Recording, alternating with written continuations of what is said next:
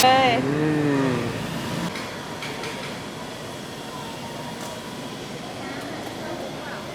นเปื่อยดีไงแล้วหนูมันเปื่อยได้หนูกินไม่ใส่พริกอยู่แล้วไง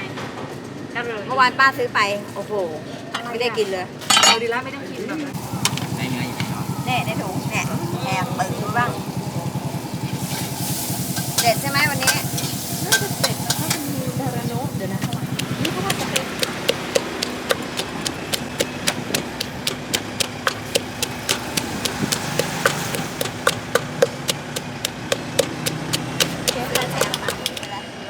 ทำไมอ่ะอ้วน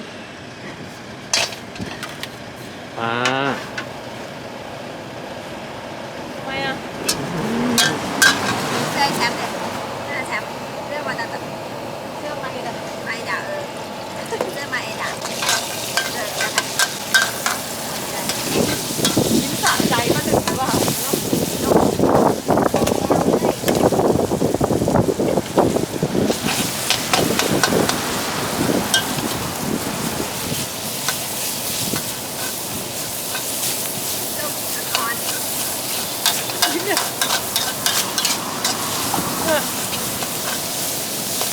กลับบ้านไปเสร็จแน่อะไรอย่างเงี้ยโดนแน่นึง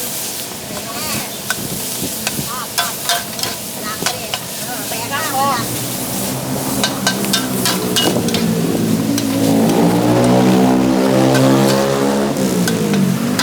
เราจะไม่เจอกันกี่วันเสาร์อาทิตย์จันทร์เหรอใช่เพราะว่าวันอาทิตย์ป้าก็ไม่อยู่บ้านจะไปหลวงพ่อรวยหลวงพ่อน่ะรวยกับป้ารวยได้นะเพิ่งมามีลูกตอนเย็นเนาะ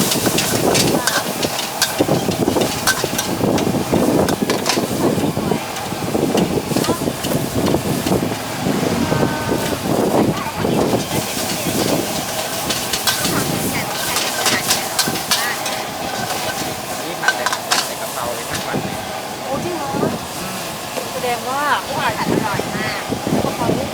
ดีนะเนี่ยรู้แล้วว่าวันนี้ดีแล้วรู้แล้วว่าวันนี้ไม่ได้รับโทรศัพท์มาใช่ดีกว่า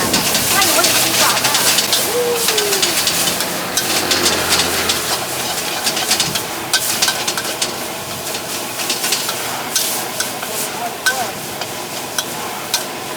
เอานะท่านจะ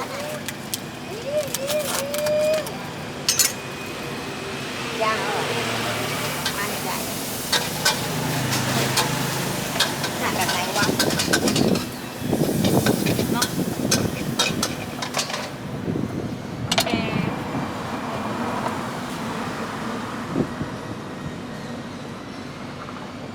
เคยเห็นเขาแจกไพ่เนี่ยเวลาวางให้มันเป็นเศษ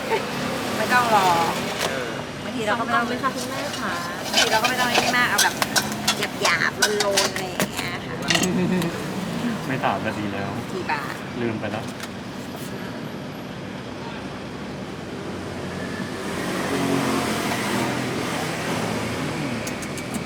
นี่ต้องสุโกยมากเลยเนี่ยต้องทำแบบหยาบๆแบบค่ะอยากหยาบอยากแย่เป็นหนังไทยด้วยหยาบเขาจะไม่มุมกับมุมเวลาเราด้วยกันเราเลยถูก เรียกกินเนี่ย โดนเลย สีสันสวยสดใช่อันนี้ค่ะ